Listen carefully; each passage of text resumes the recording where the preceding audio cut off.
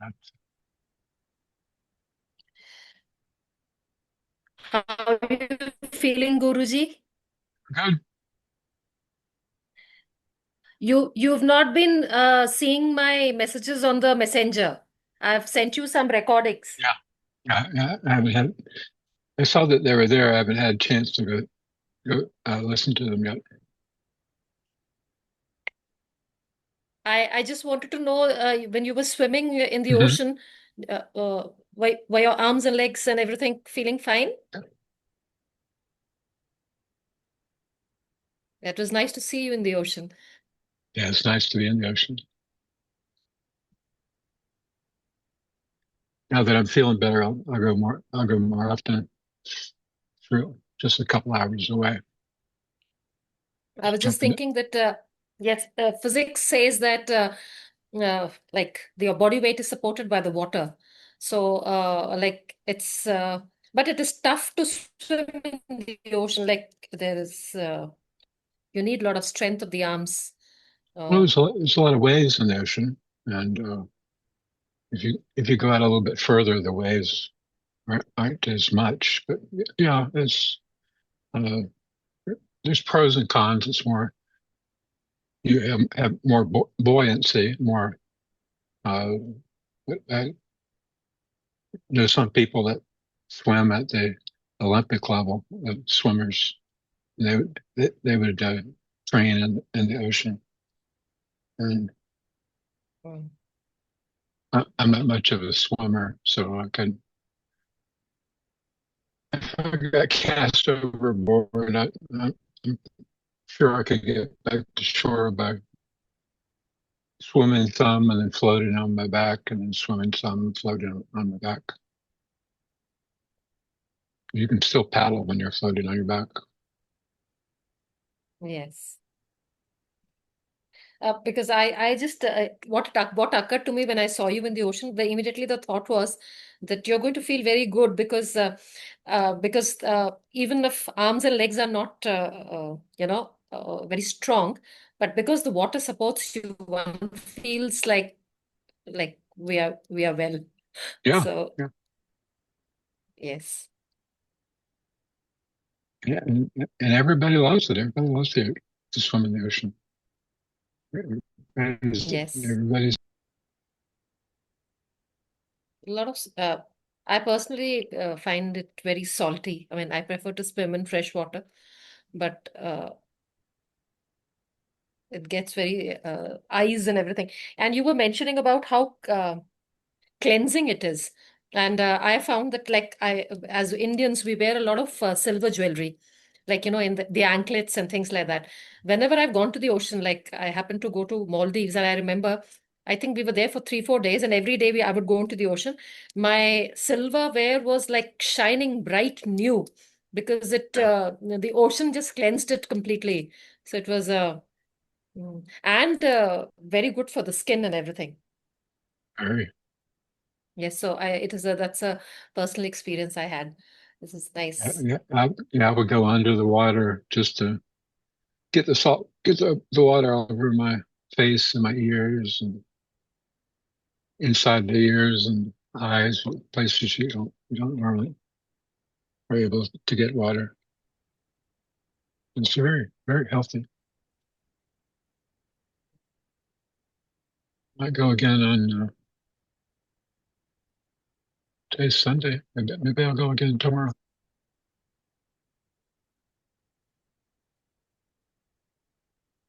प्रणाम गुरुदेव. That's that.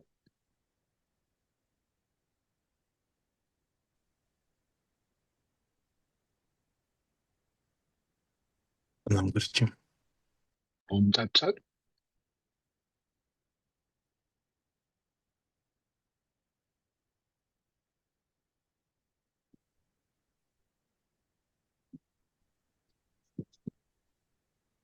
Om Tat Sat.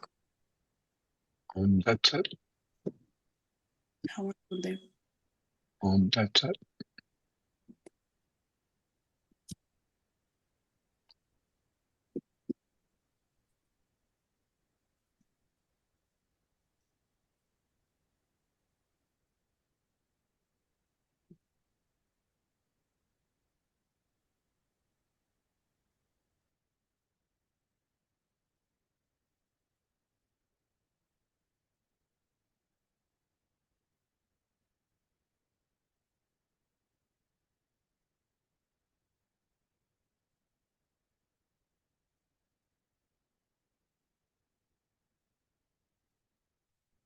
This is from the Guru Gita that we all love.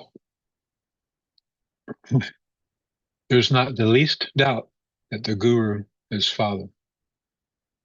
The Guru is mother.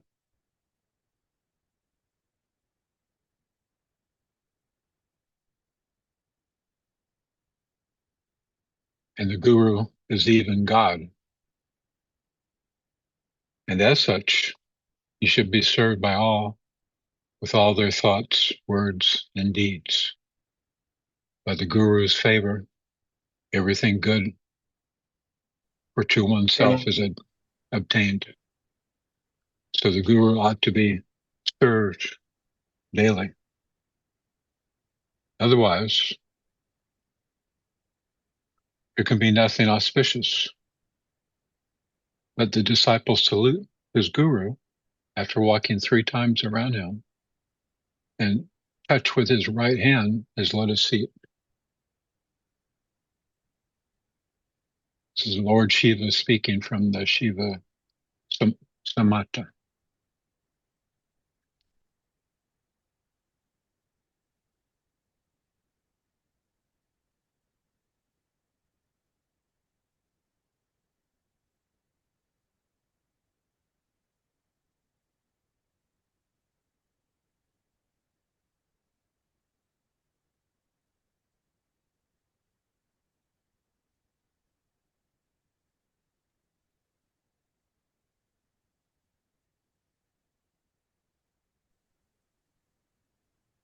Pranam Gurudev.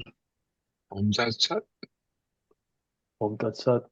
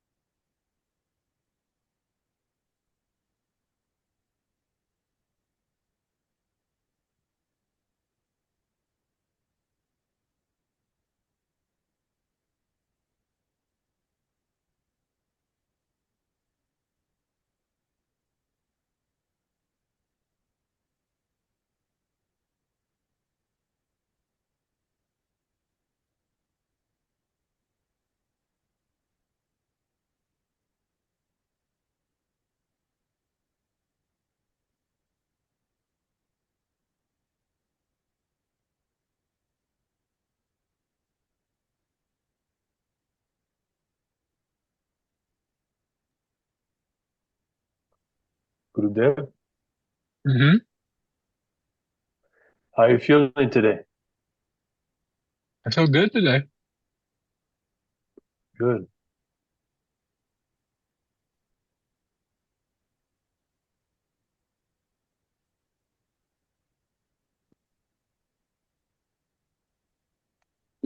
Seeing a lot of people today around me and interacting with me, giving me things.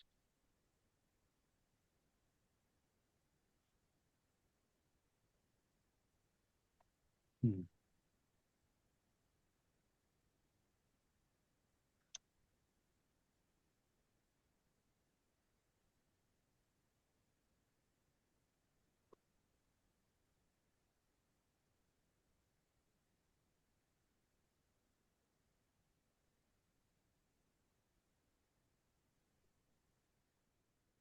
When did you say you were going to the beach? Maybe tomorrow, maybe tomorrow morning, Monday morning. Just jump in the truck and drive down there. For a couple hours and drive back. Pranam Guruji. Tat Sat.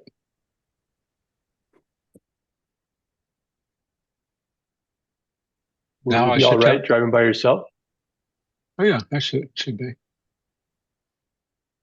Yeah, I'm driven that truck. It's 25 years old. I've driven it in so many different situations. Slept in it many, many times. Snow, ice, mud, sand, all over the country. Now, I should tell you how to attain easily success in yoga. So we could say Kriya Yoga. Now I should tell you how to attain success easily in Kriya Yoga. That would be popular. By knowing which, the yogis never fail in the practice of yoga. So you'd have easy access and you wouldn't fail. Only the knowledge imparted by a guru through his lips is powerful and useful. Otherwise, it becomes fruitless, weak, and very painful. He who is devoted to any knowledge while pleasing his guru with every attention readily obtains the fruit of that knowledge. So Lord Shiva is saying that that knowledge that comes from the guru's lips.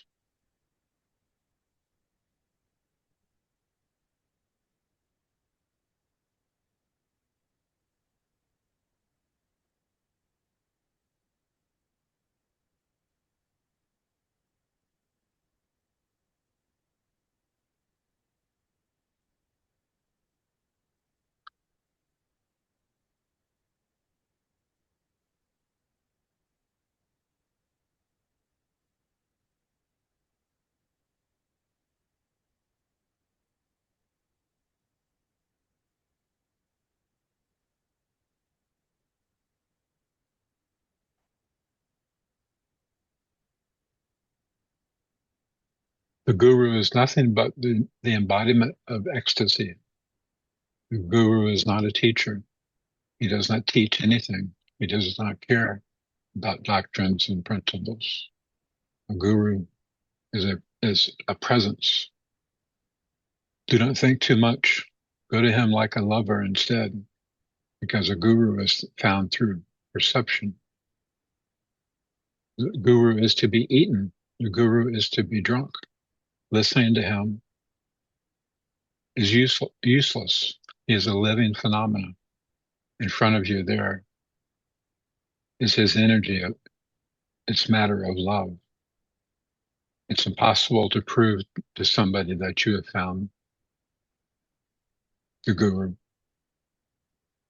There's no possible evidence. Do not even try, because anybody can demonstrate the contrary. But you have found him, and you know.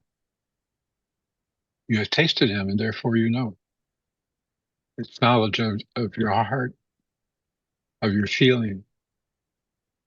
The word guru is loaded with meaning.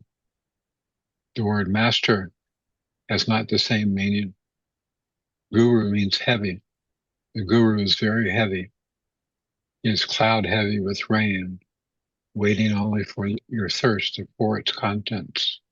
He is a flower full of scent, waiting only to meet your nostrils to spread it. Guru means heavy, very heavy, heavy for the energy of the unknown, heavy of the divine, heavy like a pregnant woman. A guru is pregnant of God. He is heavy of the divine. It's uneasy to find. Your mere thirst is enough. Thirsty ground is enough.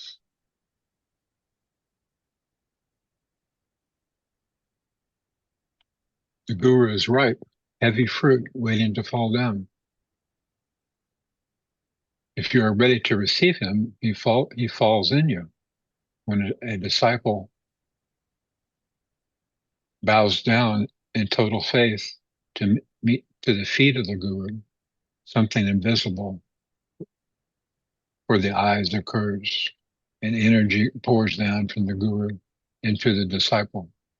If aware enough, one can see the aura of the guru, his rainbow, the soul of divine energy. The guru is full of divine energy. As he is infinite of it, he can pour it into an infinite number of disciples. He can work alone with millions of disciples. He never dries up because he is connected with the whole. He has found the source of everything. through him, you too can jump into that abyss. It's difficult to surrender to God because nobody knows where he is. He never gave his address to anybody, but you can find the guru. Therefore, if you like to know, for me, what a guru is, well, a guru is the address of God.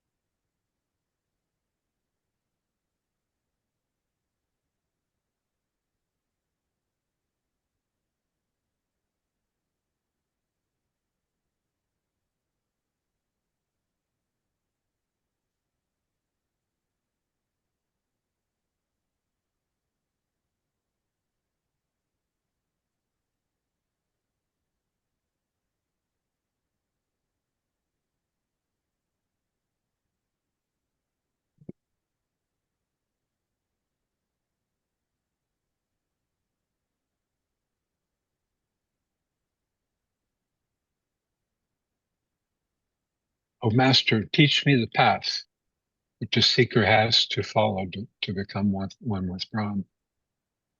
O Swami, O Master, show, show me thy compassion. I bow to thy feet. The Supreme Lord said,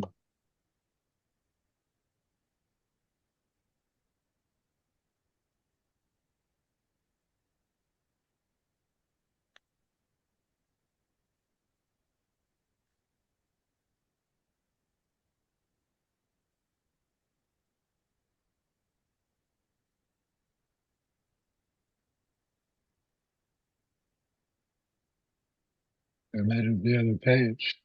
So,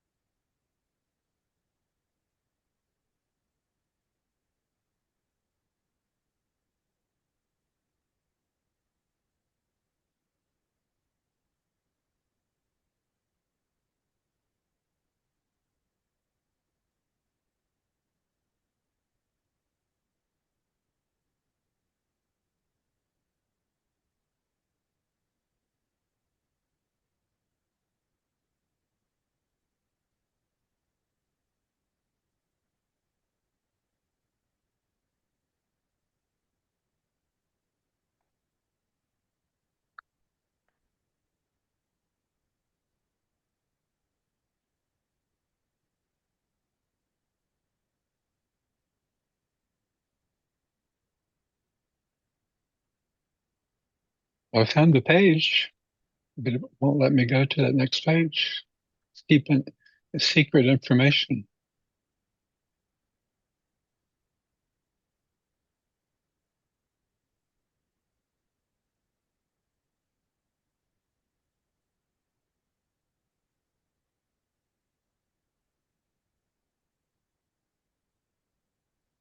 On top of the wonderful Mount Kailash, Parvati bowed down with devotion to Lord Shiva, the teacher of the union with God by means of devotion, and asked Shiva Shankar, Om, to thee I bow, Lord, Lord of all the gods, higher than the highest, Guru of the universe, eternal, eternal Shiva, great God.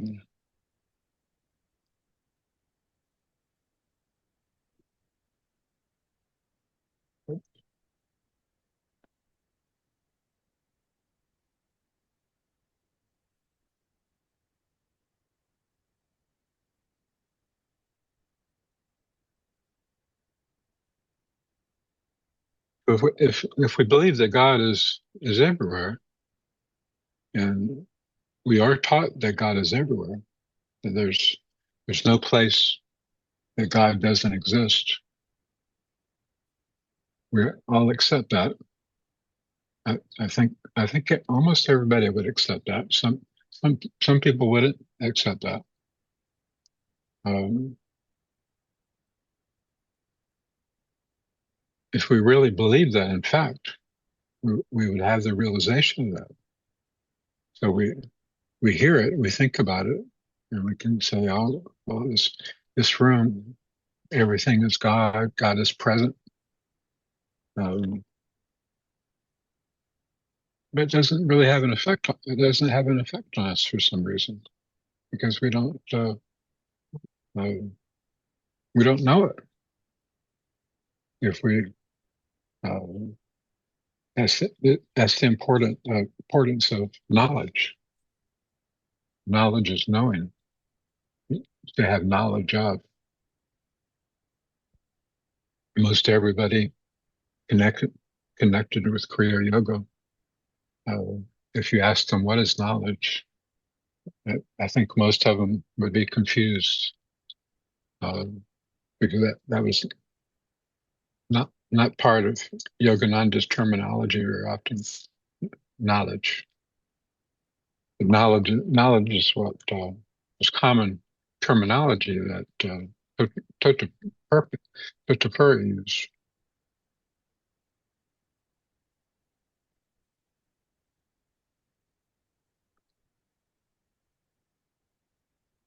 So knowledge means knowing God,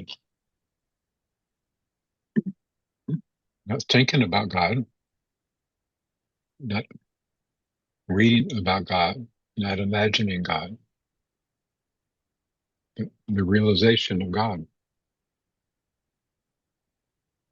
So suppose wherever we are, we're in a comfortable, familiar place, and we had that knowledge of God, that realization of God.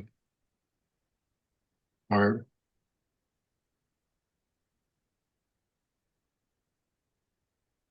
our present living would be quite different than it is now. Our consciousness would be much more elevated. We would already gone so much further spiritually than uh, those who practice Kriya Yoga, Kriya Pranayamas millions of times. If we were to just know, just to have that knowledge, that realization that God is present everywhere, and that there's no place present God is not. And we've heard all the glories of God, so it must be quite a wonderful, pleasing presence. Wow, how to have that realization that God is here, that God is everywhere, but in particular, that God is here with us. How how to have that realization. Apparently, it is difficult. Everybody doesn't have it. I've done many travels, mostly in northern India, and I've only come across a couple of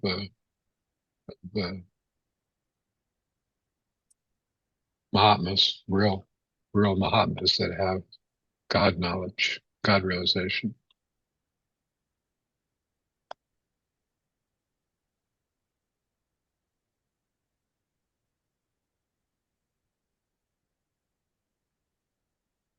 But those teachers that are very uh, give lots of lessons, lots of courses, and all different types of improvements in living and to better yourself, and along with that, meditation. Uh, I'm thinking back when I was 16. There's no way I would have been satisfied. I can live a good life on my own. Uh, I was already living a good life, a balanced life. I was doing all the good things, and I wasn't doing any of the bad things. And I was constantly thinking of God, how to find God, how to realize God. I didn't have any bad habits. I didn't have any troubles at all. I didn't need to go to classes and be taught how to become presentable to God. God create me. Uh, I, I'm already living a presentable life. I just want to know God. Well, suppose what are the advanced uh, classes that you have in your organization? What are what are the advanced classes? What is offered? And will that bring me closer to God? And if you have those advanced courses, I promise if you give them to me, I'll practice them. And if you promise me that they will give me God realization, will they give me God realization if I practice them?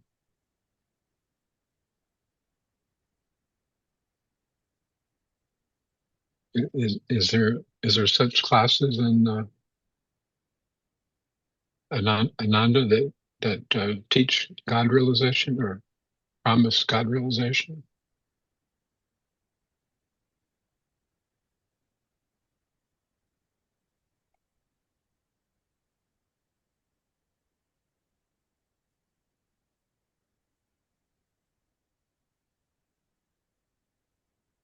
If you had a guru, you could just simply ask the guru. You could just simply ask the guru. I, I want to realize that which is with me all the time. I want to realize God, the universal God, the one supreme God. I want to at least have a glimpse of him to be able to see him and worship him and love him. What what path can you set me on to make sure that that happens? Can you can you introduce me to that God?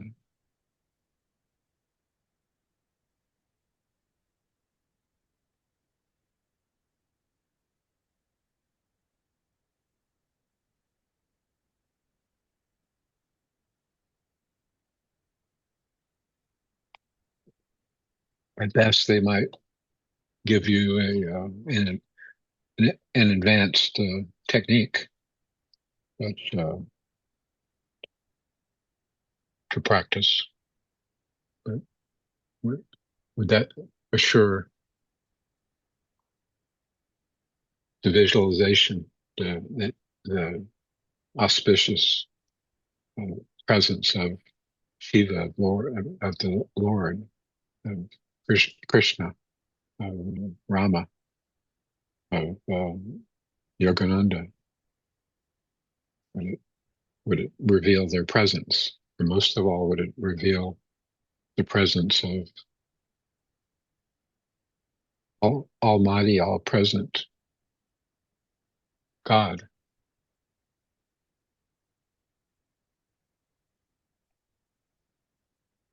So what is most needed is um,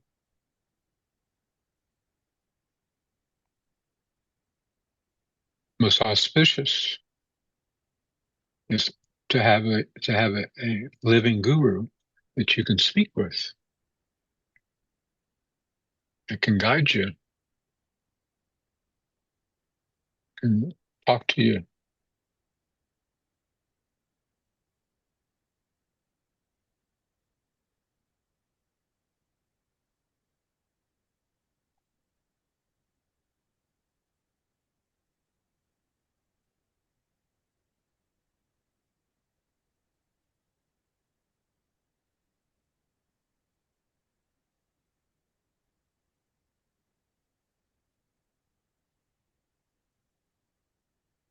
I haven't watched any television, but I can imagine sometimes I see television, and when I'm in the doctor's office, I can imagine uh, everything that's presented on television, commercials, and products. So many things that'll enhance your life, improve your life, give you a better life. And the actors are always so thrilled and happy with the results of whatever product it is. And blissful is really the word for the looks on their faces and jumping for joy for what advertised to be eaten or uh, some application of some sort.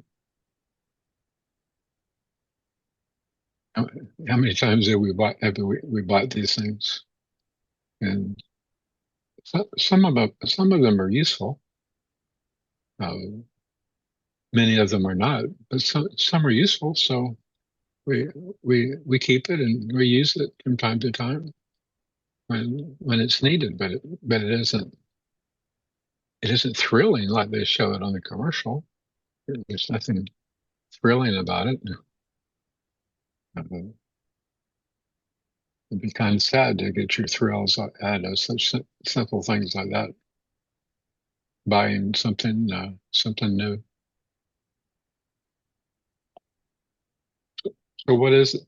What is it that we want in life? We're alive today. We're here today.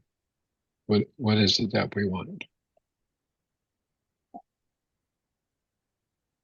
When I was in your situation, I wanted a guru. I wanted to find a guru. I was practicing meditation. I formed my own meditation practice and diligently followed the few techniques that I did. I did the same techniques that I learned from the Bhagavad Gita, and had beautiful results from the first day I started trying.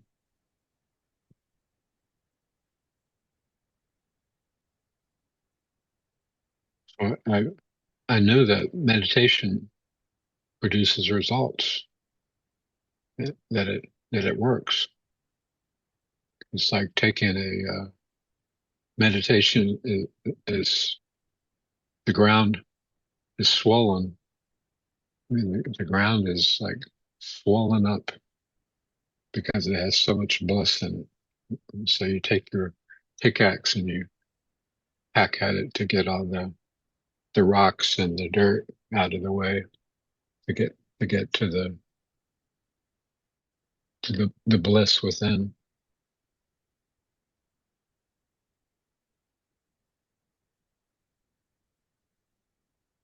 Under Guru's instructions, it's as easy as that. What else do you need? But there's so many teachers that are trying to teach that are teaching so many different things. I'm not interested in all these things that you're teaching. I want to know God. I don't want to know about this and that and all these different things. There's only one thing to know. There's only one reality. I want to know that.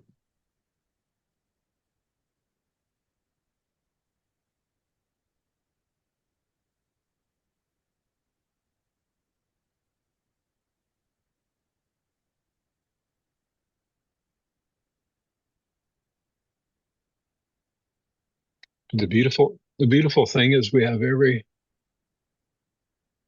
e- every tool and all the ability to get to what we want below the surface. And it's right there. We can experience it right now.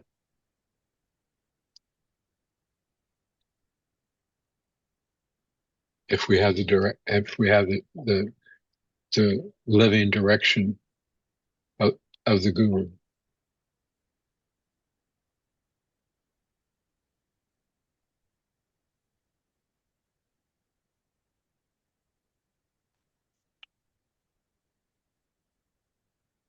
Ram To Guruji.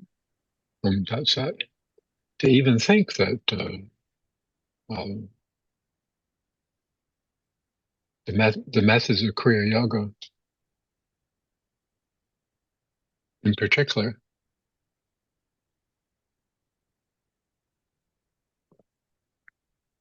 can be written out in book form as um, a, a study manual,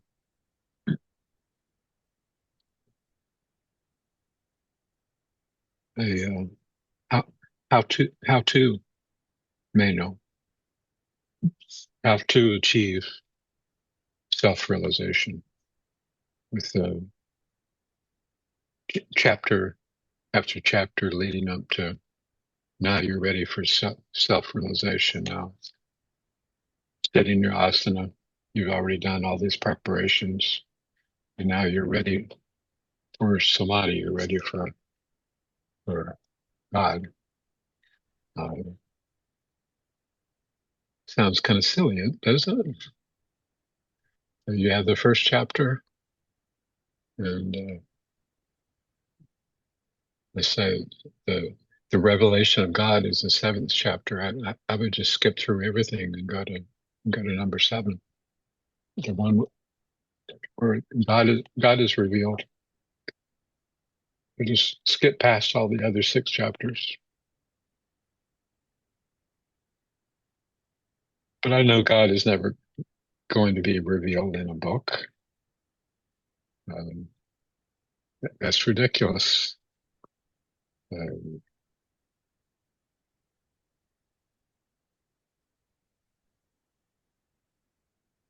Sri Yukteswar wrote some commentaries, wrote some books, but he never wrote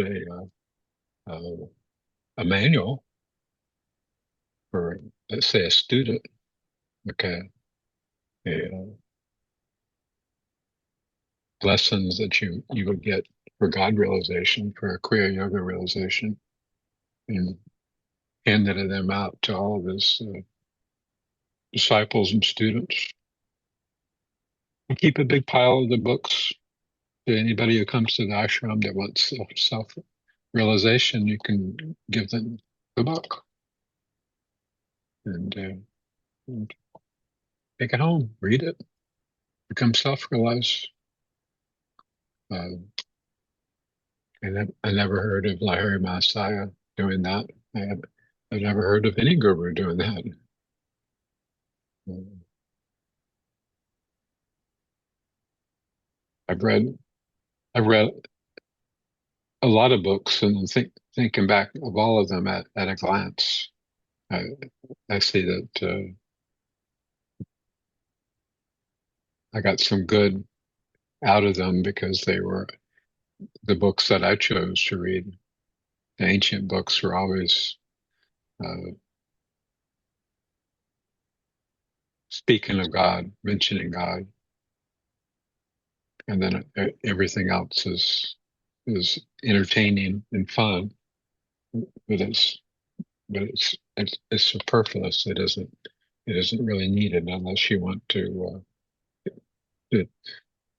be entertained for a couple of hours and read, which I used to like to read scriptures for relaxation, be able to sit and just relax and read a scripture that I hadn't read before.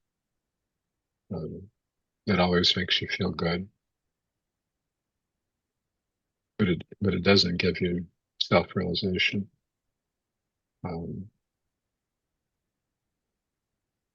So Yogananda never wrote a manual on how to be self-realized. The the the lessons that you can receive from Yogananda aren't that are available now. Ne- never were very much. Never really had very much substance. Yogananda had very little input into the lessons, and myself, I never felt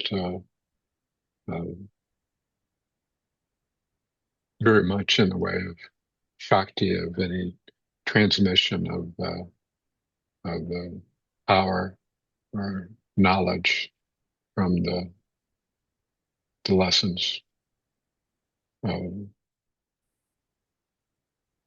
then the modern ones that are being released that you can do on the computer, I've read a few pages of those, and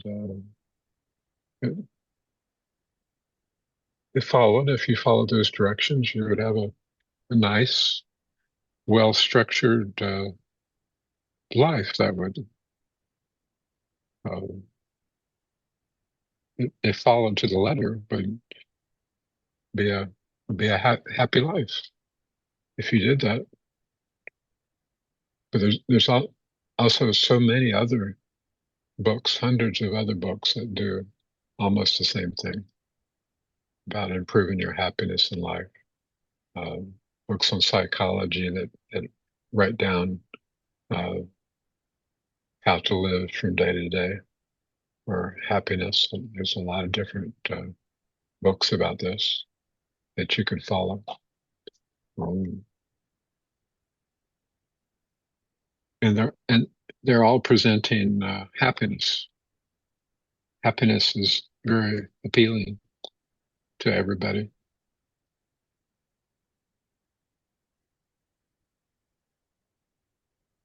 We we we know that something such as happiness exists, don't we? We know that it exists because sometimes we're very happy, but it doesn't always last as long as we want it to last. And we know there's going to be an end to it because that's what we've always experienced throughout our life. When I had my birthday, I was thinking about children having their birthdays and how happy they are when they have their birthdays. And I was thinking about the the birthdays that I had growing up were very simple affairs. My mother would bake a cake, and as kids we never wore clothes. Nobody ever wore clothes. We just wore shorts. No, we ran around no shoes, just shorts. And even the girls just wear shorts. They didn't even wear tops. And we would play outside all day long. And so on a birthday, it would be just like a regular day. My mother would bake a cake, and all the children, all of my friends would come to the house in the backyard where there's a beautiful garden with a bench in the center. And we would all sit outside and around the table that had the cake, and uh, they would light. My mother would light the candles, and then say make a wish and make a wish and blow out all the candles, and then she would give me a knife and say you cut the cake. And so I would take the big knife, kind of not knowing what I'm doing, and I would carve out a big piece of cake and put it on my plate. And then my mother would take the knife and cut pieces of cake for all of my friends, and they would sing happy birthday. So we would have our cake, and we'd wash our hands outside in the water and wash our faces outside in the water, and then we'd go back to playing the rest of the day until it got dark, until our mothers called us home for dinner. So the birthday was a fun. Um, is it possible to have fun all the time, to be happy all the time? I see some, say, movie stars or musicians or people that have uh, large amounts of money at their disposal, and a certain group, a younger group, are always having parties, people around them, and parties, extravagant parties, trying to have fun, and they they have some fun, but then the next morning everything's in disarray. They have headaches, and they're not feeling good, and then uh, they start talking about having the next party, uh, looking for happiness. And then others plan vacations. I go on vacation, I'll be happy. You go on vacation, and there's a lot of work involved in vacation. You have to pack everything up. Let's say if you drive, you have to pack everything up in the car, go to your destination, find it, check in, unpack, and then start to relax and enjoy the scenery wherever it is that you are. But then you have to go back home to your usual place. So is it possible to have real happiness all the time? We know scientifically that it's possible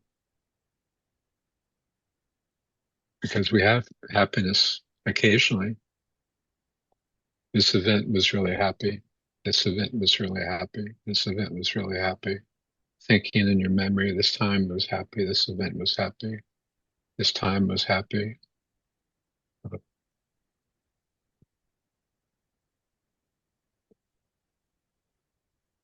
What is what is it? What is happening in between our happiness? All those different happinesses that we have. What is it that's in between?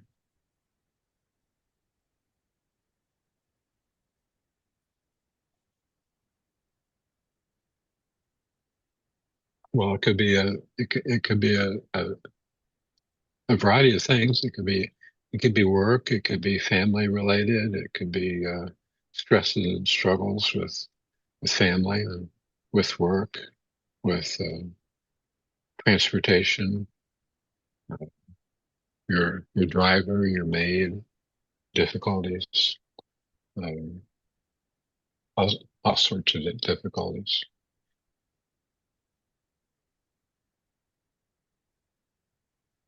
So some people think, well, if I can just have more happiness than I have uh, unhappiness, then I would settle for that. So we have all these different things that teach you how to have more happiness, even in the different situations. They teach you. So you get in the same scenario that is written in the book, and you think about what the book says to do, and so you do what the book says to do to try to counteract this that's happening to you.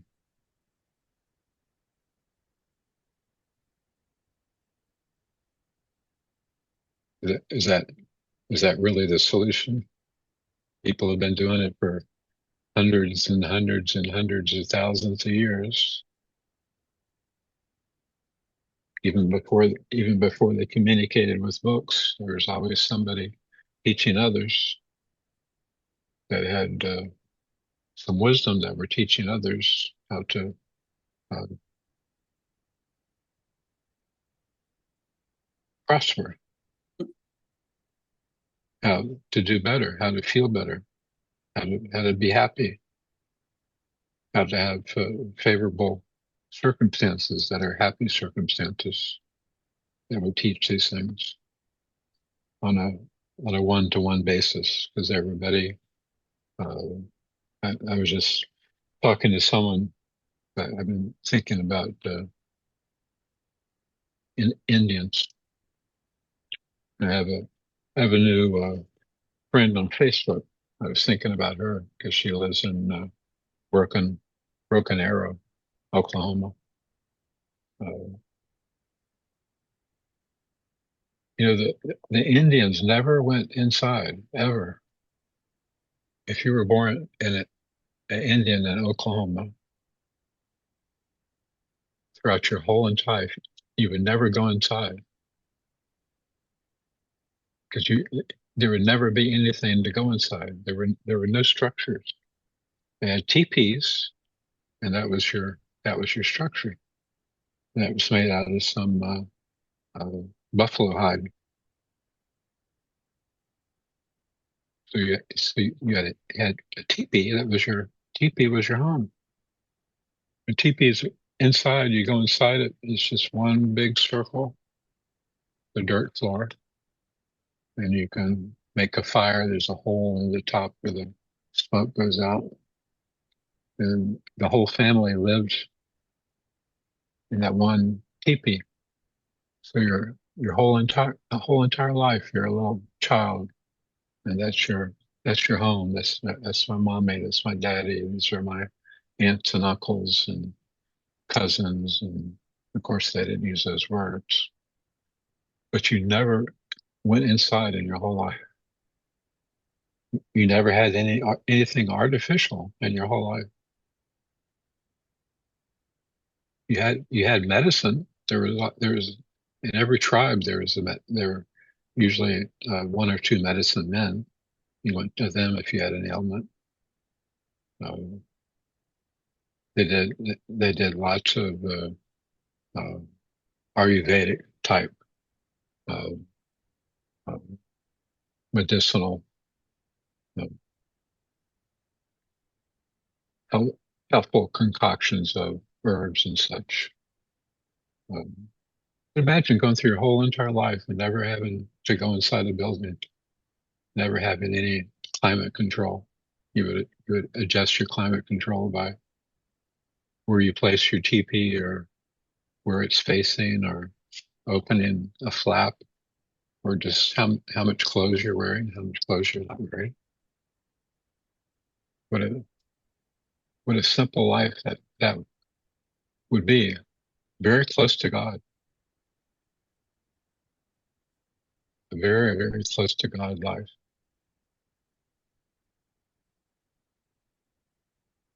You wouldn't necessarily be thinking, I want to become with God.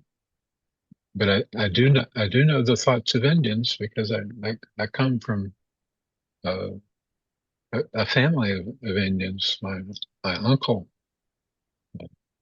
was a Blackfoot Indian. My cousins were Blackfoot Indians, and so I kind of got a good understanding of the culture, and they were very, very spiritual. They believed in God.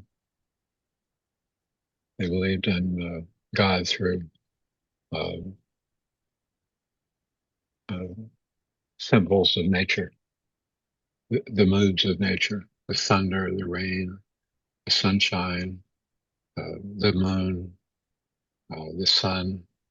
They saw God in everything in nature, and they were always thinking of God. And of course, they had other things to think about, but they mostly thought of God. They mostly thought of living the best way that was pleasing to God and doing for God. This is uh, the way of the Indians.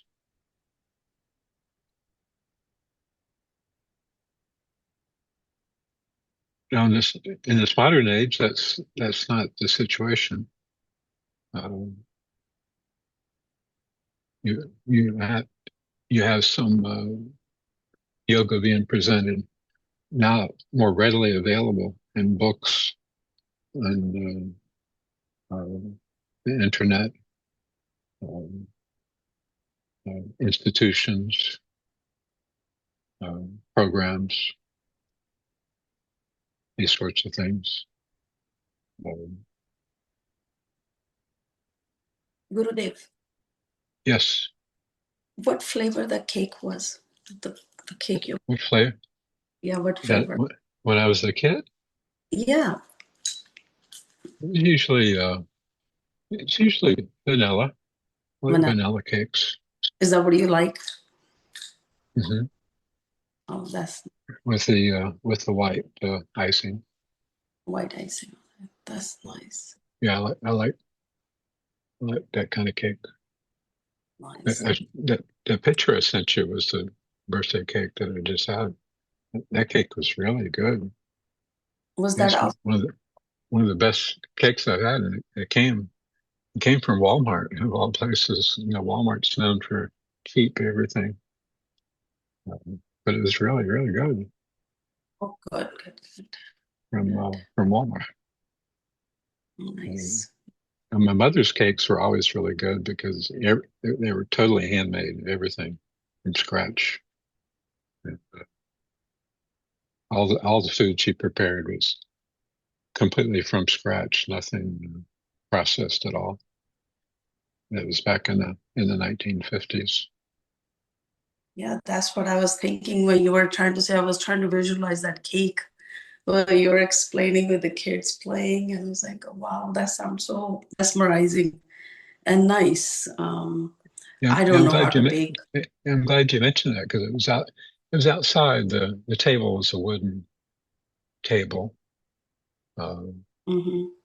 bench table where you could sit, and then everything was on the top and usually served with paper plates, so it'd be easy to dispose of. But the cake was, cutting the cake, eating the cake. Everybody, so children really enjoy that. But it wasn't about presents at all because uh, at birthday parties back then you didn't get birthday presents. None of the kids gave you presents. We never even thought about it. It just No, it wasn't part of birthday celebrations getting presents. Uh, my mom used and to make us a halwa, besan halwa or a regular halwa. Have you ever tried halwa? yes, I Halwa, have. yeah, yeah. Halwa, or they call kada prasad. So when we wake up, that's what she had it. And then the modern world took over, and then we start having Hmm. cake. So, no, I was just curious what flavors are your favorite. That's why I asked you about the cake. And Yeah, I have a question vanilla. about Hmm. yesterday's satsang when you were giving. You said when you used to do your meditations, one day the enlightenment happened when you least expected it, And so what is like to be enlightened? What does it feel like to meet your beloved? That's what my question is. Have I ever told you the story? I know I've told it many times. But it's always fun to listen it again from you. Well, I was thinking about telling the story again. I like thinking about Divine Mother. My thought, I was kind of talking to myself. Is Divine Mother Kali? Uh, is Kali Divine Mother? Well, they seem to be so different. Um,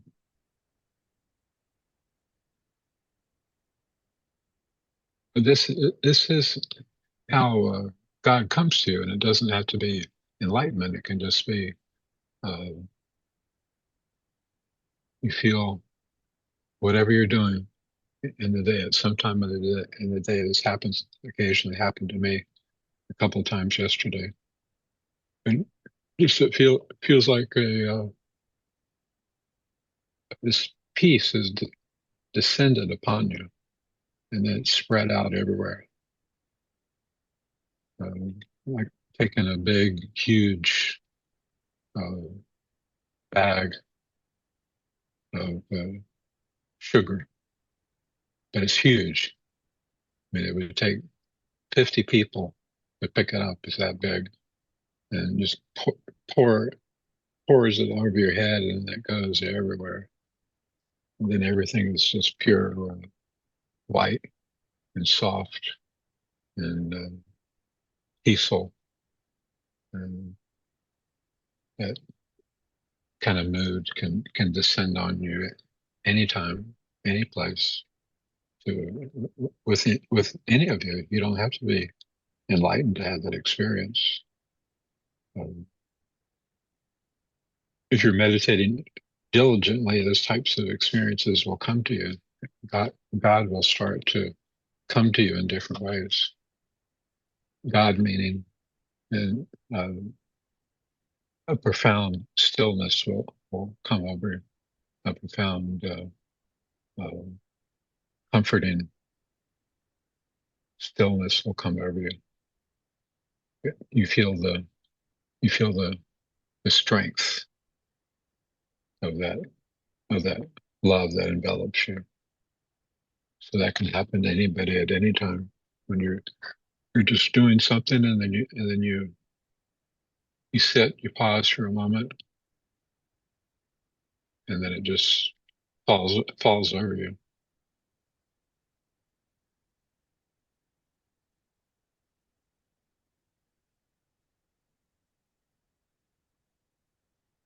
Okay, I'm going to do something that I very rarely do. I used to do all the time. I have to go pee. I'll be right back. When we had satsang, I usually have to go pee every 5 minutes. You're good. You're good. Please do. Now it's rarely that I have to do it. Be right back.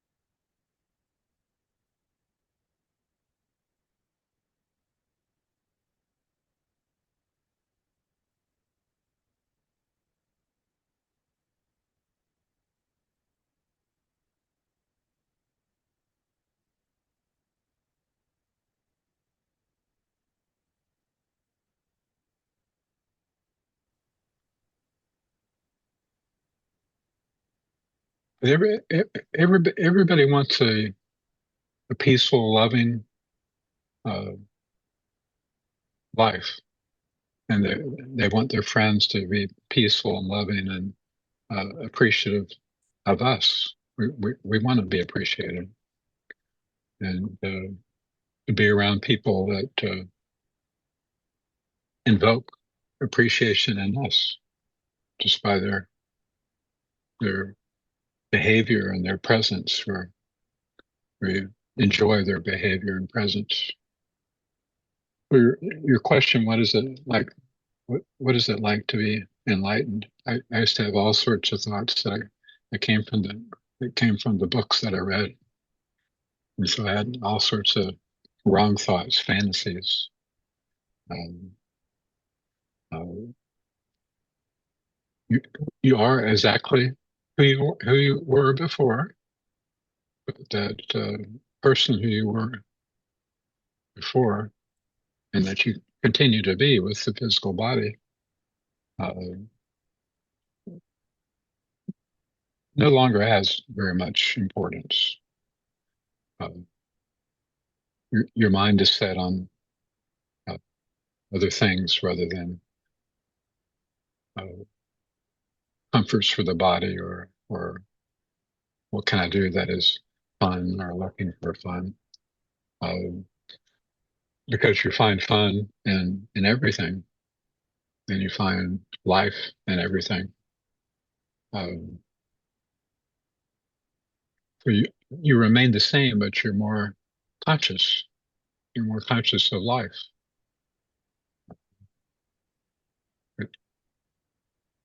Today I picked up a can to move it, and then under the can was a salamander, and he ran away, and then a beautiful spider, and uh,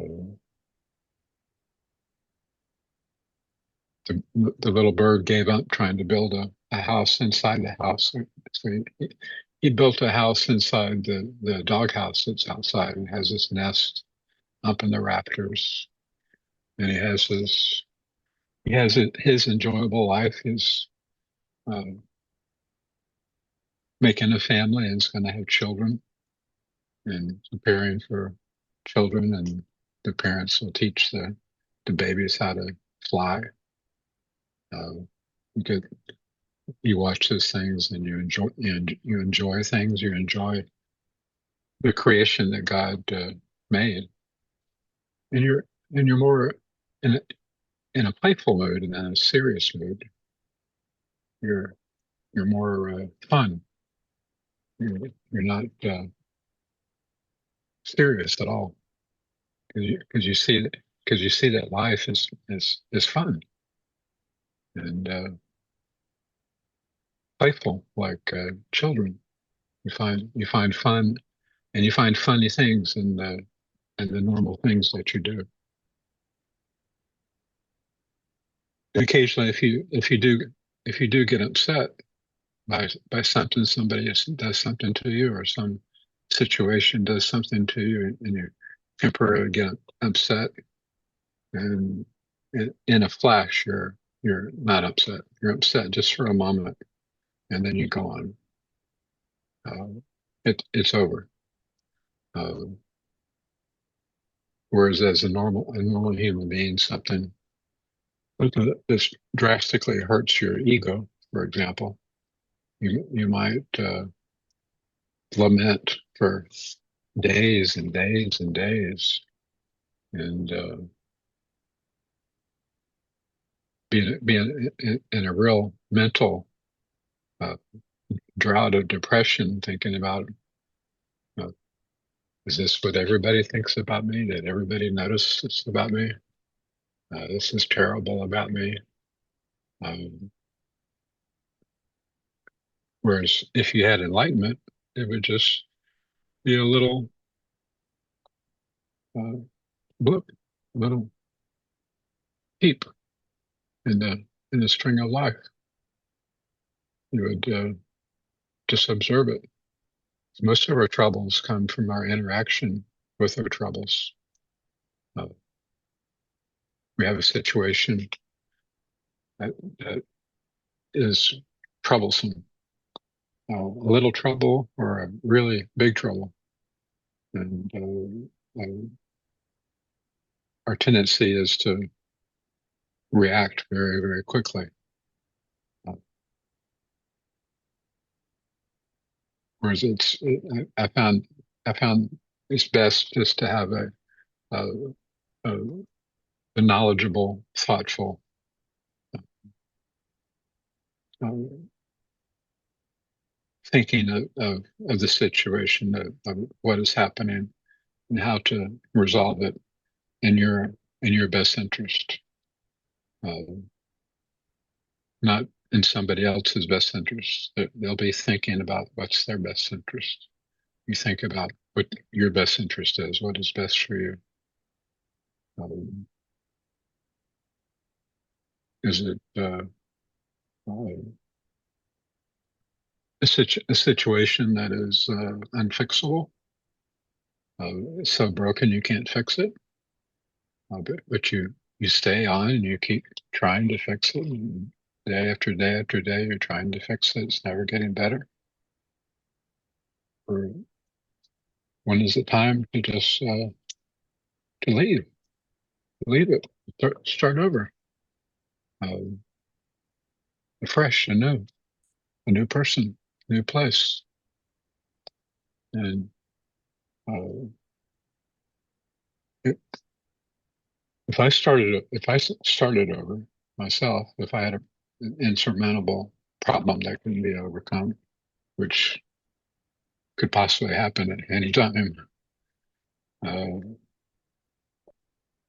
I, I, I would just leave and start over. But I would start over.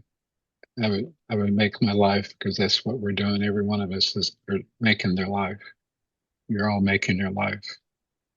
You have an idea of what your life to be like, and you're doing your best to make your life like that. And you're always improving on it. I'm always improving on this room that I live in. That I practically live in this room, up in this room all the time. So I'm finding little ways to improve it. So uh, the ideal life for a yogi would be a simple life, as simple as possible. To find what possessions you really need and what possessions you really enjoy. Perfectly fine to have possessions that you enjoy if they give you enjoyment. And write those down and find out what they are. Maybe you already have them.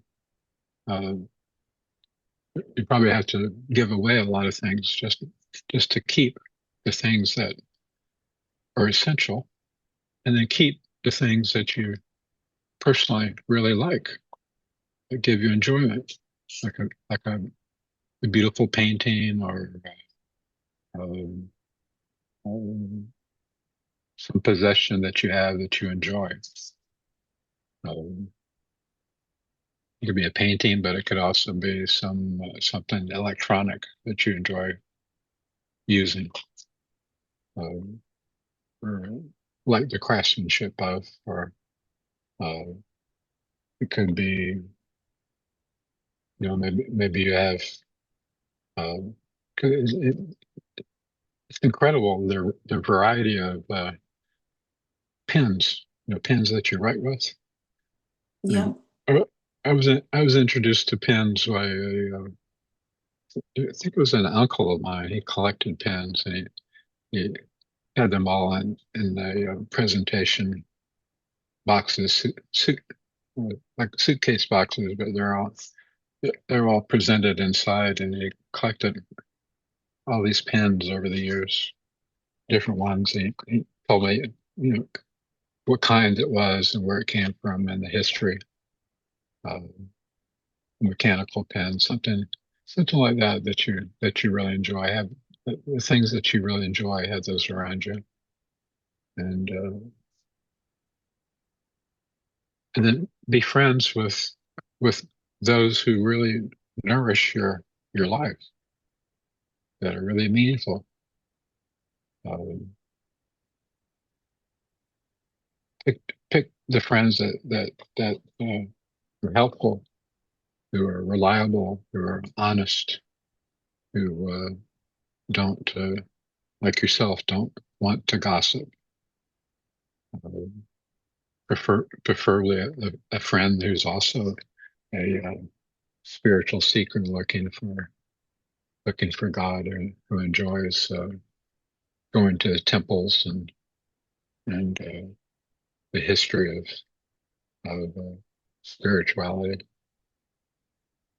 Choose friends like that, and all the others, just wave goodbye to them and start your new life. Maybe even change your name. It's something you can always do. What would you like me? What I would, what's that? What would you like me to change my name to? I don't know. But if I did that, I daydream about that, I would have a little house, just a little rustic uh, house uh, with a probably with a dirt floor, and up in up in up in the mountains, probably in Muktseshwar, somewhere like that, and just have a simple little rustic house overlooking the big mountains, and have a garden where you have vegetables and fruits when they come in season. You can go out and care for the fruits and the vegetables, and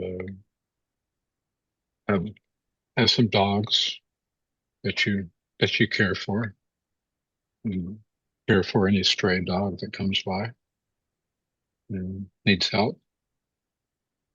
In such an environment, you wouldn't encounter very many real friendships. So you would have a lot of solitude, and you can use that solitude to do the activities that are the most enjoyable in life. There's nothing more enjoyable than these three activities. I You know this explained it. from experience. What's that? I say I have to explain you where I live. The way you explained the house is very similar to it. And then it's funny how you said declutter everything. I decluttered everything last 6 months. Pretty much I got rid of 60% of my stuff. I don't know how to move this camera. Otherwise, I will show you what the back of the house and the Yeah, that's technology. good. And this is what no, I don't want to take everybody's time, but That's that's really what I. pretty. Quite a Yeah, beautiful lawn. it's all in nature. I have a very small garden which I'm working on. Oh, I This is where really we like use. that. Yeah, we Especially how use. it's so vast. I had no idea you had such a large, These just we just grew and large lawn. It's really beautiful. Kind of looks this similar it's to all separated. the Yeah, back here. yeah, yeah. I show you this beautiful tree. This is one of my favorite trees. It's so one is just so blind. You see days like the weather there, days like Yeah, that are last 6 really pretty. like my daughter's car. It's just all out and about. So I'm just like I go through this back and forth in my head, like, okay, am I ready to give up and go in small? And the way you explained it might be a bit challenging to find, but this is the garden working on um, with some chilies and tomatoes. Um, so and yeah, Well, my thought is, have enough possessions, things that you really love, things that you like, things that maybe you collect, or if I can just move this you camera just out of really it. like. you just really like. I'm trying very hard. Like when I ask you about the enlightenment, the reason I was asking is like, we used to, going back to, Shri Guru Granth Sahib Ji. So it's like when I'm sitting and praying and meditating or not just walking around, like randomly I'm having like, we have, it's called Anand Sahib. So you have the holistic prayers and it goes in the head, and then the Chapai Sahib.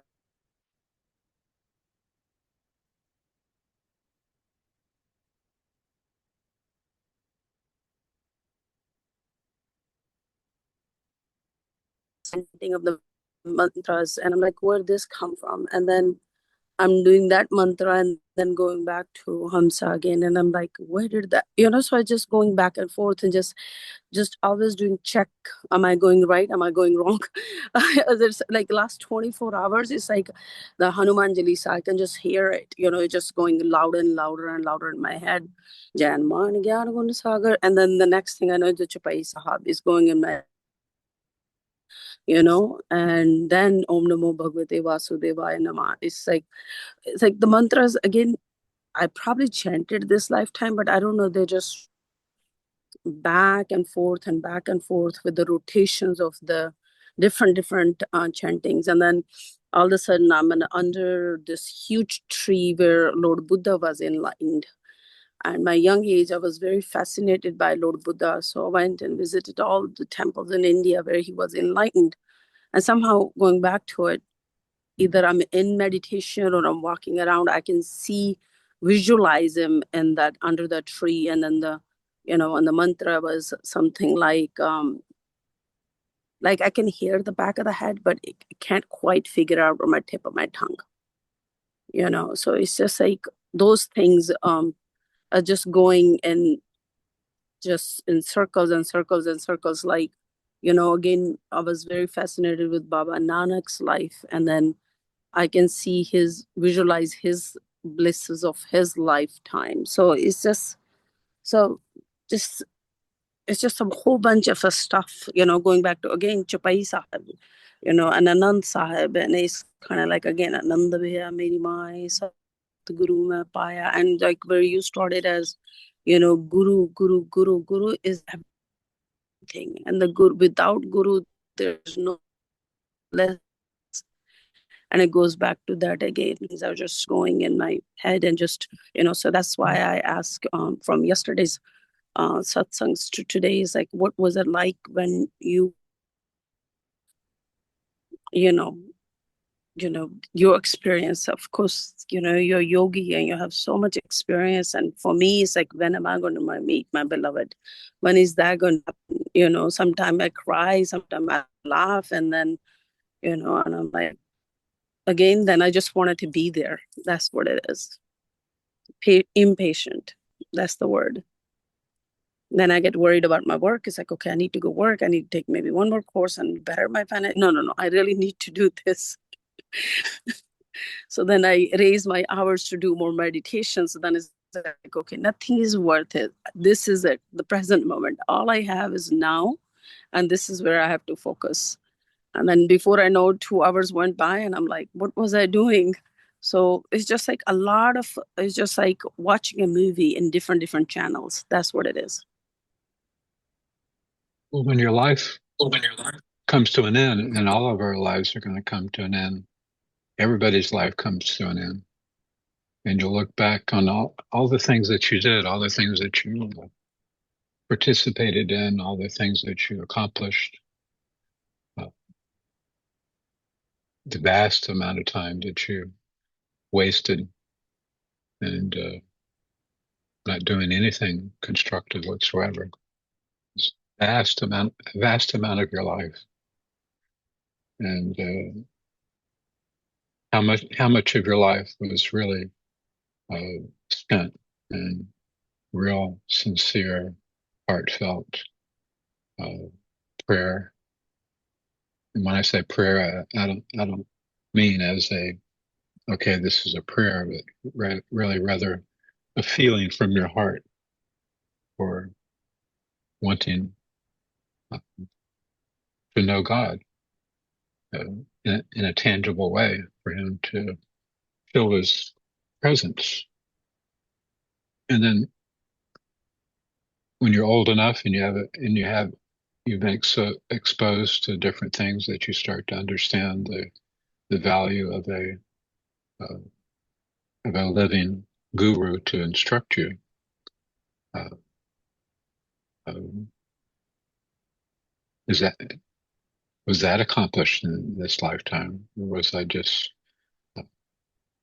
wandering from one spiritual thought to another spiritual thought to another spiritual thought and another spiritual thought, and trying this and trying that, and giving up this and trying something new, and then adding something to that, and then your life comes to an end. But you never have guidance from God, um, which is what guidance from a guru is. It's guidance from God. Um, there's so many people that will teach you many things, um, and if you're in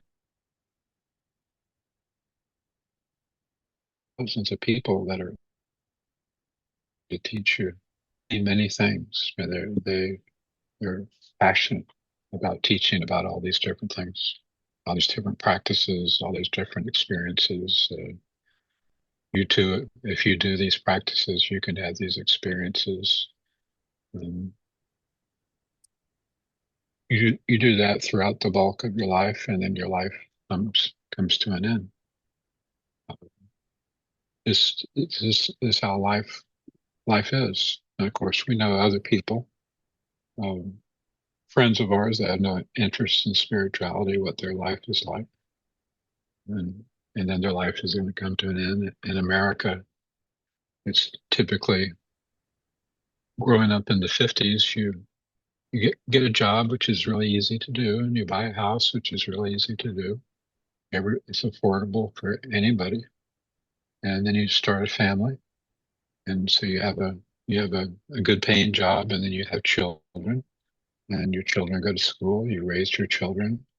Your children go to college, or they just pick out a profession that they want, and they come to visit you from time to time.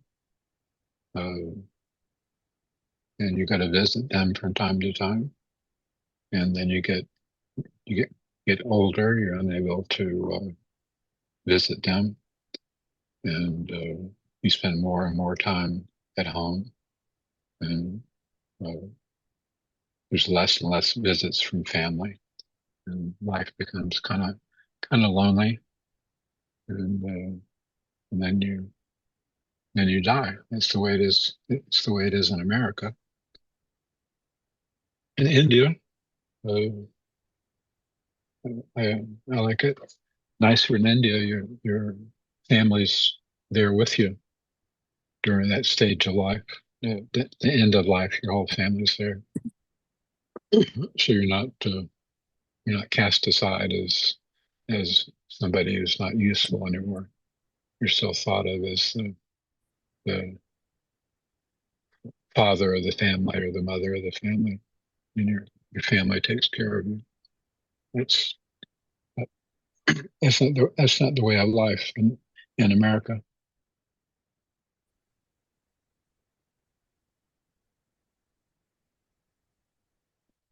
In my describing my ideal life,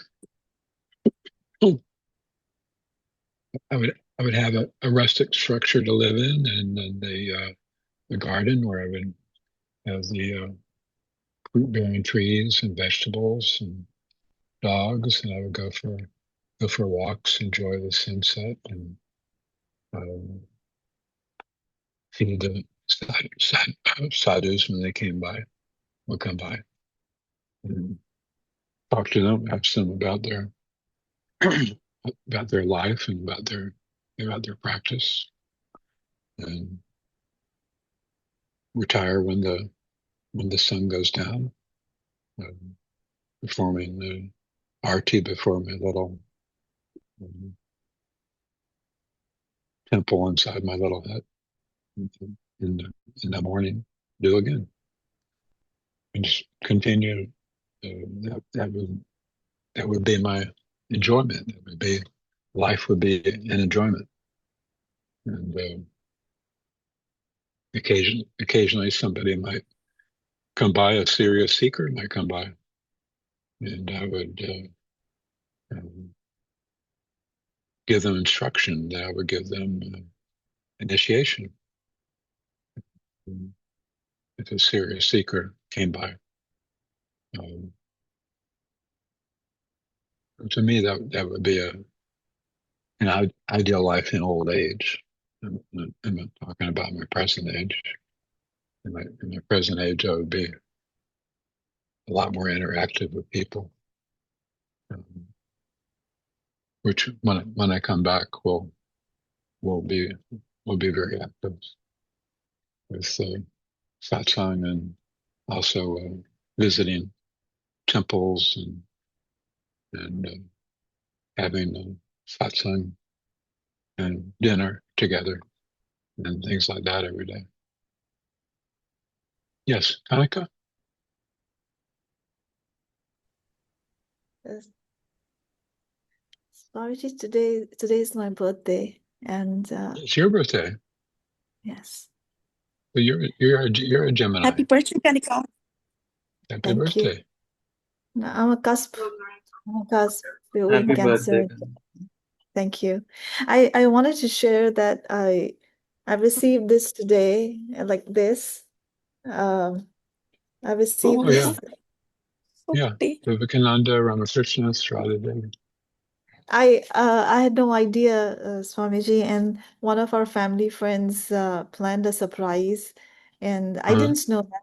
She just took me there to the Ramakrishna Vivekananda mission, um, and I didn't know where we were going. I had no idea. She took me there, and there was this cake, and they have these little 15 boys, these parentless children that they take the Ramakrishna Vivekananda mission, and we cut the cake together, and then these little boys, they cleaned the temple, they wore their dhotis, and they got ready for prayer. And the the monk who manages the place, he gave me this, and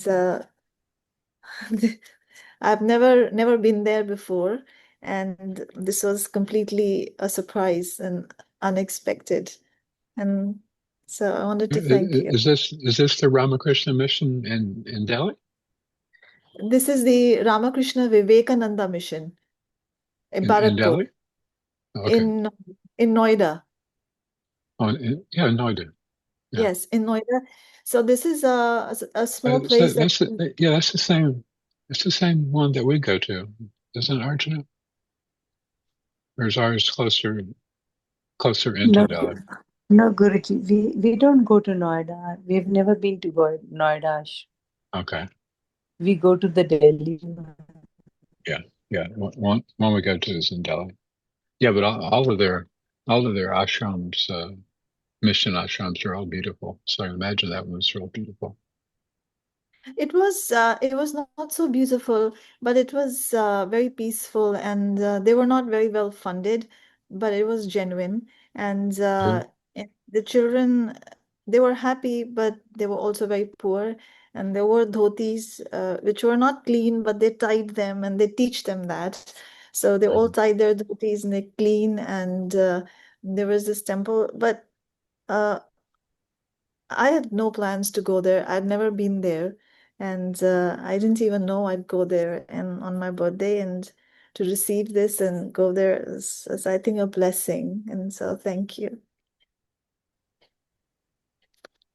I have Happy that same picture on my altar, the exact same one.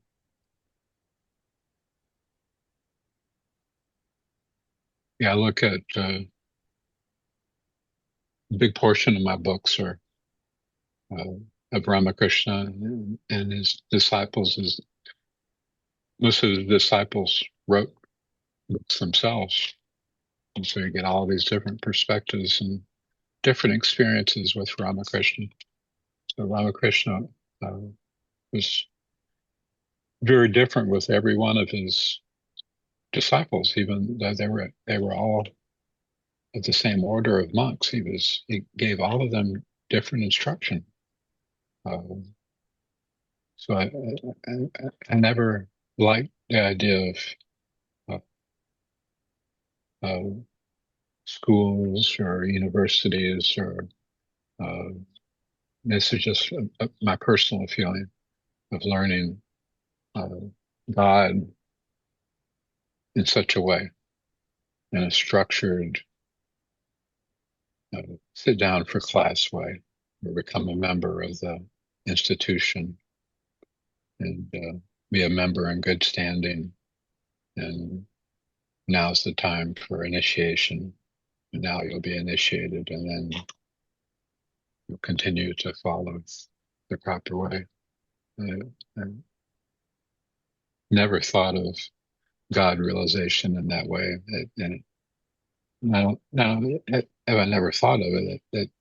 It did not appeal to me at all. I always liked the idea of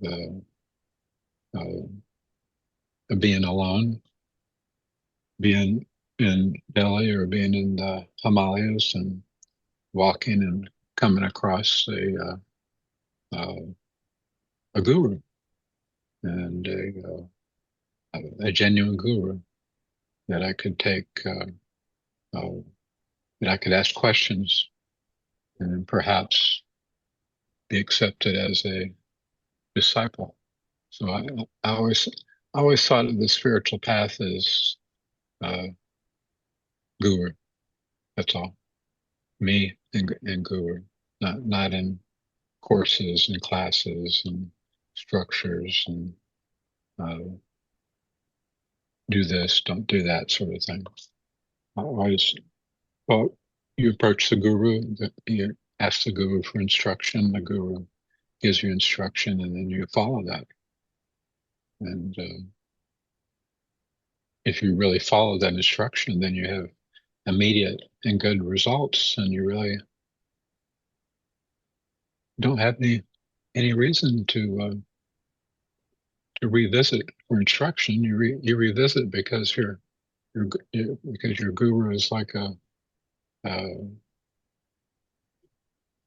magnet, and you become magnetized, and so there's a force that's always pulling you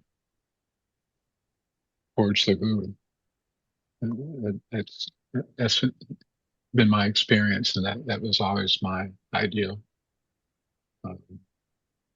I would be very, very sad if my only exposure to God was through an institution. I would be very unhappy in life, very disappointed in life if that was the case. That was just another member in an institution. The guru is interactive. The guru can scold you. The guru can be in various moods. The guru can at times be very happy and want to play and play tricks on you and laugh and make you laugh. And an institution, its ideal is the guru that nobody's ever known. But the ideal is there. The guru's portrait is there, but nobody's ever met him. Nobody. There's nobody who's ever seen the guru. There's nobody who's ever spoken to the guru. And you're told, well, the guru left by choice, and this is what he left behind to be the guru. That would not appeal to me in the slightest. Okay, the guru's left an institution and institutional rights and methods, and that's your guru. If I came into that situation, I would feel like like I was being severely punished by God. Yes, honey? Guruji, I wanted to know about solitude and particularly how practically, like what happens is on weekdays, uh, you are in action and the mind is in action. And when you go for a vacation or a solitude thing, you will have one day without action. So when you were going into solitude, did you increase it gradually? How did or how best one should do it? Because I feel when I look at a day of solitude, I unless it is very intentional, I would waste a lot of time, or you tire from reading a lot of scriptures or doing, a lot of spiritual practice. So you need to maybe gradually increase it and not tired of. On solitude, how was your experience of increasing time for meditation and spiritual things? I spent a lot of time in solitude, and I prefer it. I like it. So for a life in solitude, I would have a routine. This one aspect of solitude that's really good. You can have a routine, and nobody's going to disrupt your routine. So you can set your routine the way you want it to be, without any interference from anybody else. So you decide what time you're going to wake up. So for every day that you're in solitude, you follow the routine of your choice that you made up. So you say, well, every morning I'm going to uh, wake up at 3 a.m. every morning. When I start thinking like this, I get it excites me. Um, and at 3 a.m., I'll take a bath, have a cup of tea, and then I'll sit for my first meditation. And I would be enthusiastic because it's the first day of solitude. So you sit for uh, meditation for 3 hours. So from 3:30, 4:30, 5:30, 6:30, and then your meditation is complete. The sun is rising, starting to get a little bit lighter at 6, and so the sun is starting to rise, and then you complete your meditation, and then you go go for a walk if it's a beautiful place.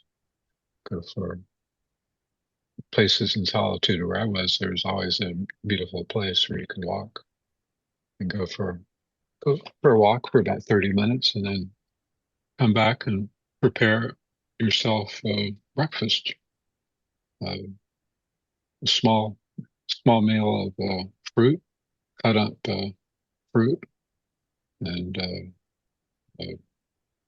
papaya, banana, oranges, some citrus. Uh, just cut it up, put it in a bowl, and have that as your breakfast. And so uh,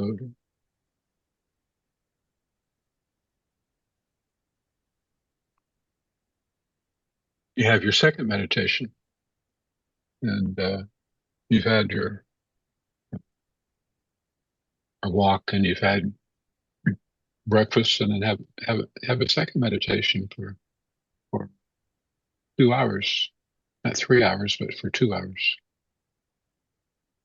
Then after 2 hours, go for a little walk, and then um, come back and read a little bit from some books that you have, some of your favorite books.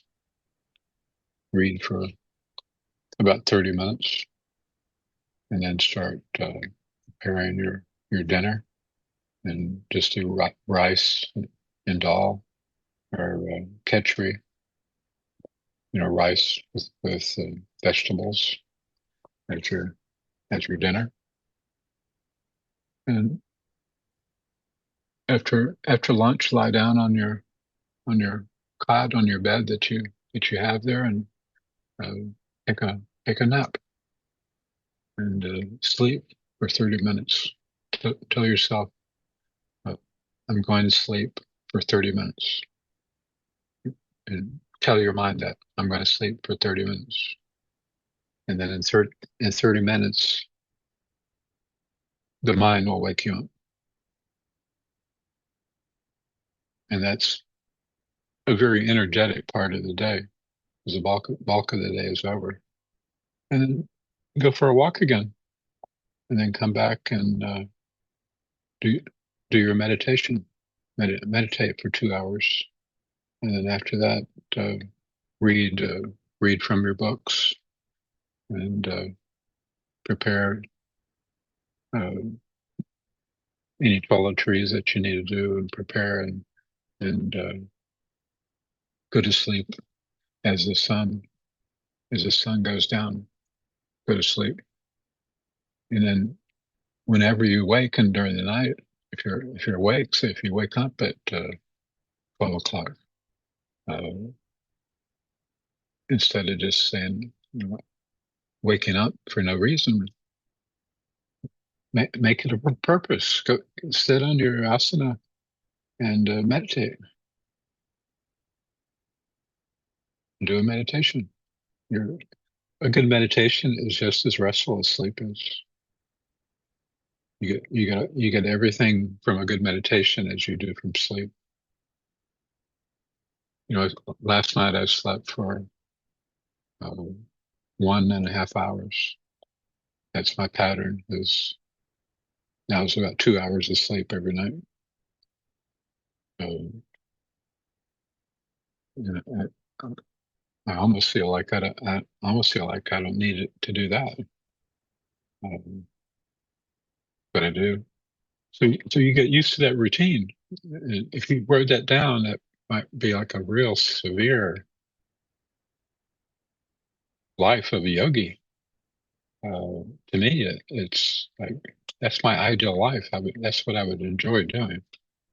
Um, I would love to do that, to live that way, to do that routine. Um, let's say if you did that as a real life, then you would have maybe a cow or two that would produce milk. You could make cheese. You'd have your fruit trees to uh, take care of. You would have your little house to maintain, to keep it clean, and probably have to port water uh, to the house and wash your clothes, do all the things that need to be done, and go into town and buy some necessities. But at home, just have the few things that you really use, and make sure that the things that you really use are of good quality, so that you can use them for a long time. So that would be a great way to live your life. But if you could just do it for a weekend, you, it would be tremendous. So I hear some people going on these retreats, these spiritual retreats that are uh, put on by different organizations. They have spiritual retreats that you go to, and there's a lot of people that go to them. Um, I've been to spiritual retreats, and um, the only reason I went was because the person, the main speaker, was a disciple of Yogananda. So I would learn a lot about Yogananda from him because he had spent time with Yogananda. Otherwise, I wouldn't have gone. I would have lived a life that I just mapped out for you. Um, so if you had good friends, if they ever came by, I would invite them inside and talk and have fun and laugh and have dinner. and goodbye, and then I would continue with my routine. So the company of other spiritual like-minded people would be uh, uh, a nice addition to your life. To me, that's an ideal life. Even if I was a billionaire and could live any kind of life, billionaires like to build mansions and all those things. None of that appeals to me at all. And to even live that type of life has uh, no appeal to me whatsoever. I don't think it, people of the world think that it's great. I don't think that it's great at all. I find it all a disgusting way of life. It's just a simple way of life. Um, but that's what we do when I come to India. That's how we that's how we live when I'm there. Uh, of course, there's work that you have to do. Um, I used to have to do a lot of work, but I was able to structure it in such a way that I was still able to live that type of life. Fortunately, I was able to structure my work uh, rather than my work being a structure that's oppressing me.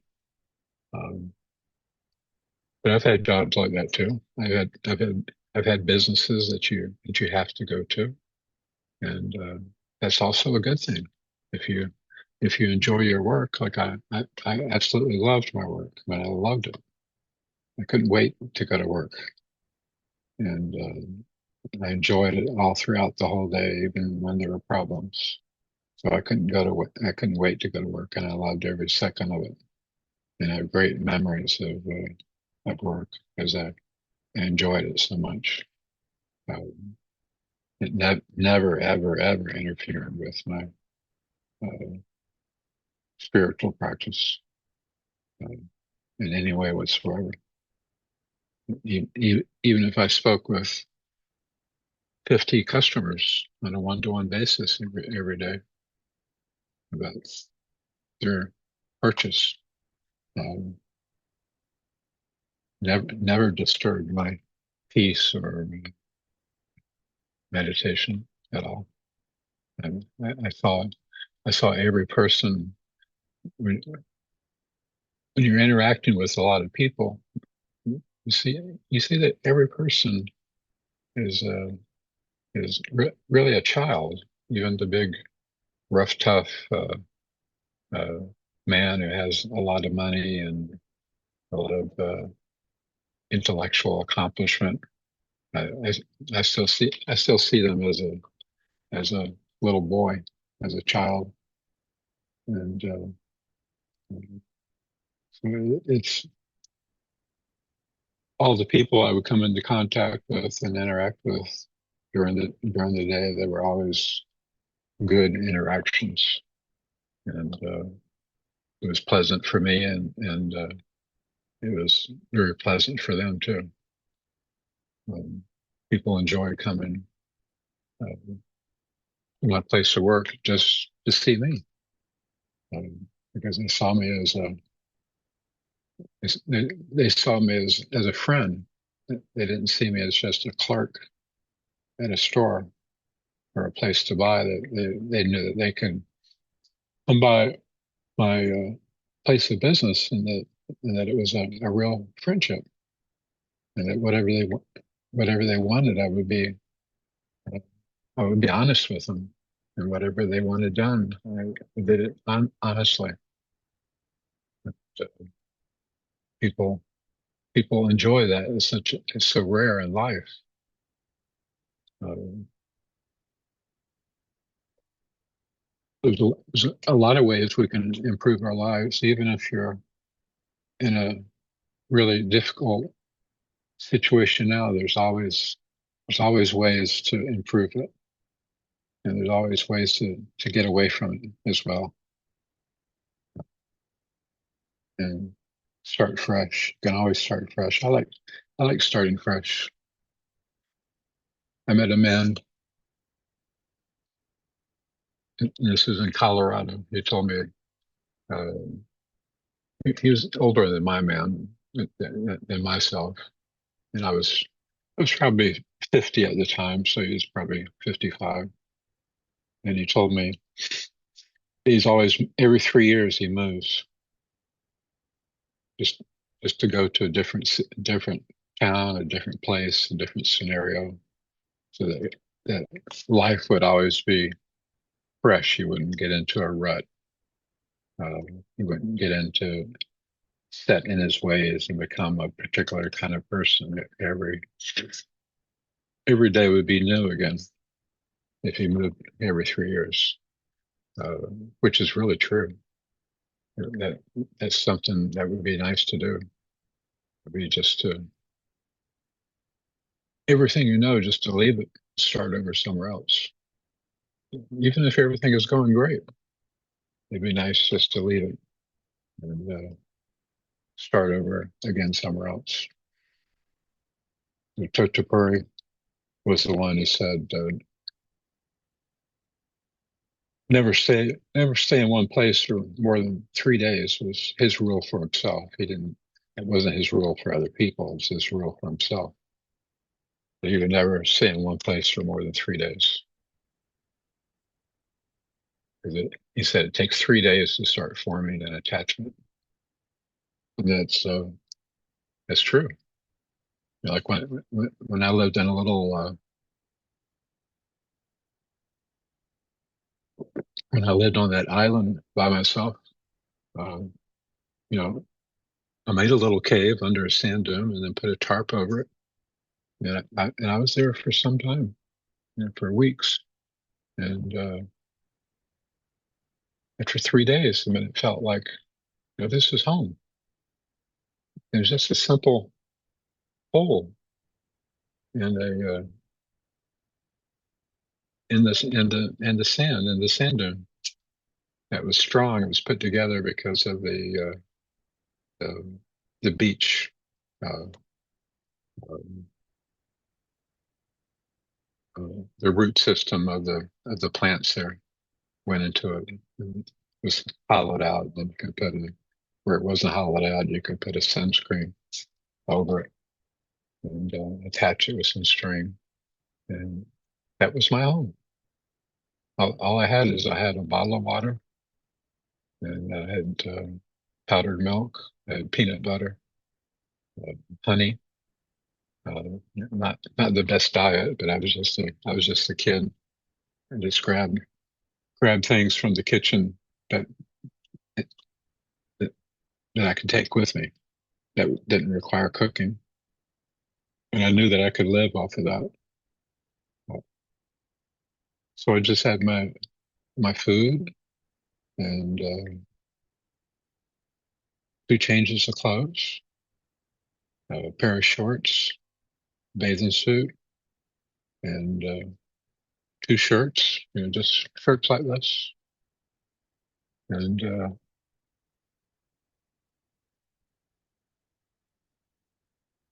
blanket, really thin blanket. Didn't have any sheets. I didn't have a pillow. I used my elbow for a pillow, and I got a stick while I was there. I found a really nice stick. I'd use that as a walking stick, like a staff to walk with. Um, that's all I had. And then I had the little Bhagavad Gita and nothing else. So I lived perfectly fine. Very, very happy. I have wonderful memories of that.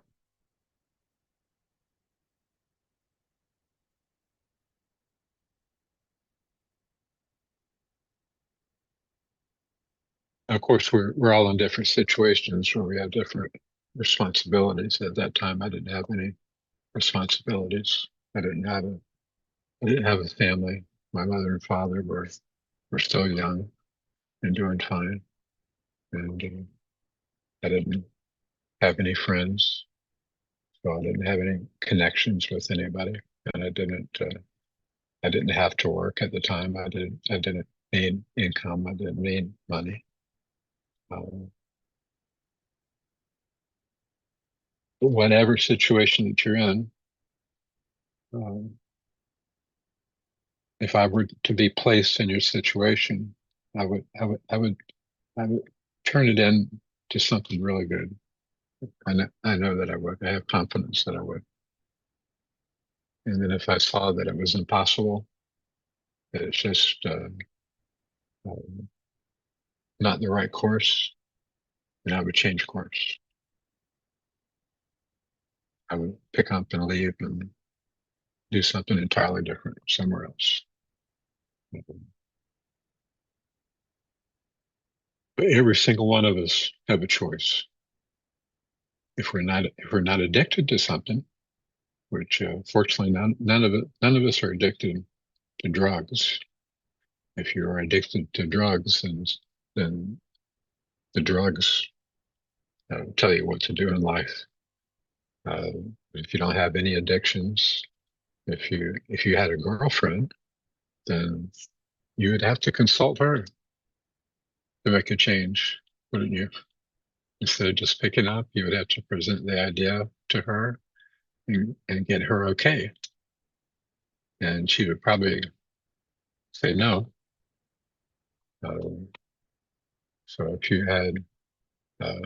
your parents were controlling, which fortunately my parents were never controlling, but they were controlling, you could present this to my mother and father, and they say, no, you're not going. So if we're connected to others, if we have attachments with others, it makes change difficult unless you just divorce the whole situation, including the people. I'm a new person, and I'm divorcing all of you. I'm divorcing the girlfriend. I'm divorcing the boyfriend. I'm divorcing my parents. I'm divorcing everybody. This is what I'm going to do. And if you ever want to come seek me out and come by and talk, that's fine. But I'm leaving. I'm going to live my life the best way, and I'm not going to compromise. If I'm forced to compromise because of my relationship with you, I have to look at what's more important: living the life that I want to live, or having you in my life. And you would have to make a choice. And so you would have to tell the girl, or tell the boss, or tell the parent goodbye. And I'll stay in touch. And I wish you all the best. And I'm moving, starting a new life. I've done that. So it's liberating. It's really energizing. Makes you feel very powerful. Now I'm in control of my life. I can make my life what I want it to be.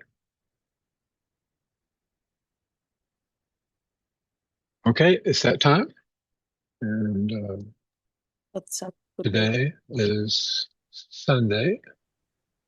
And Yes. happy birthday. Happy birthday blessings. Hope you had a wonderful birthday and a wonderful birth night.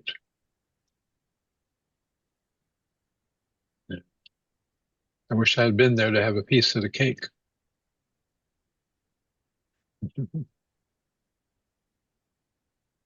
Okay. Om Tat Sat. I'll see you. Tat Sat, I'll see Gurudev. Pranam you. Guruji. Guruji. I'll be Thank seeing you. you soon. Thank you, Deva. Om Tat Sat. Pranam, Guruji. Thank you, Gurudev.